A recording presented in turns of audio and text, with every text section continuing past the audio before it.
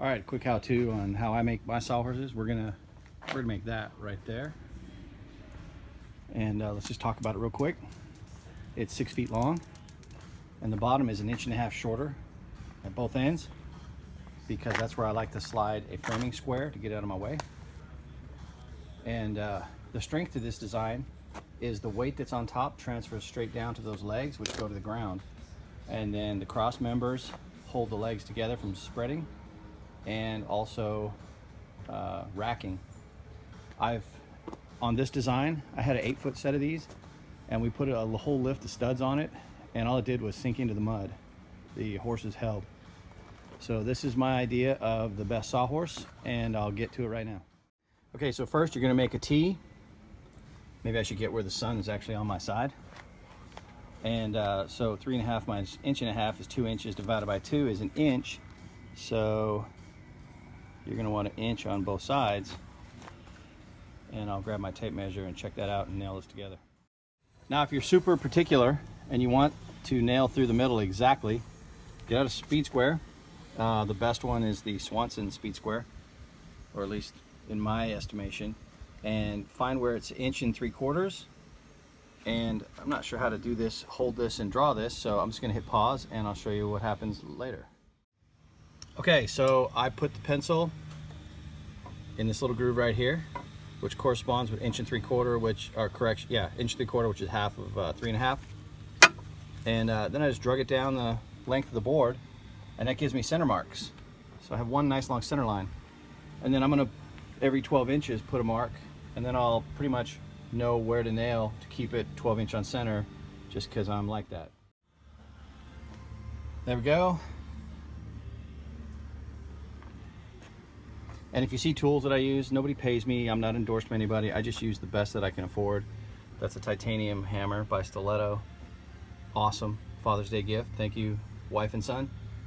Stanley Fat Max, they're great. I started using Max nail guns. I can't get the Hitachi NR90 AC3 because it shoots 3.5 inch nails. It's pretty awesome. I used to own one, but anyway, so, and it's not like I'm a DeWalt fan, but I do have a lot of black and yellow.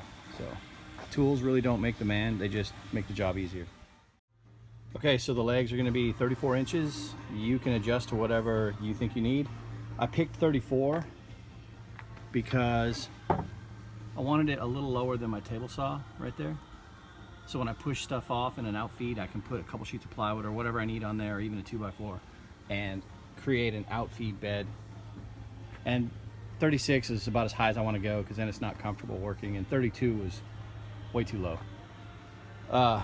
Built this little thing here to hold my tape and pencil and crap, whatever. So it's kind of fun. This is a hobby, more or less. I used to frame, but now I don't. So here we go. Oh, and I love this saw. It has this light. I don't know if you can see. You can do a YouTube search for DeWalt DW S780, and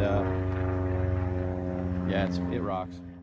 I just arbitrarily chose 4 inches and 7.5 inches to place the legs on both ends, and I left this notch out for a framing square because I found over time the 2-inch side of a blade, if you nailed it correctly here, the 2-inch side can go in, and then the 1.5 inch part of a framing square sticks down, and it doesn't stick out past here. And you wouldn't know the number of times that I'd be walking by a sawhorse and having the framing square just stick out an extra little bit. It would get caught on my leg or caught on my nail bags or something. And so finally one day I just said, you know, I need to recess that because my walking tolerance is just too close.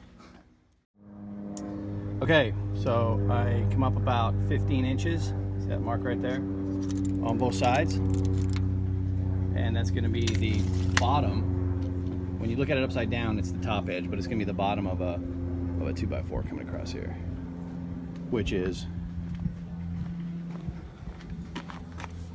down there.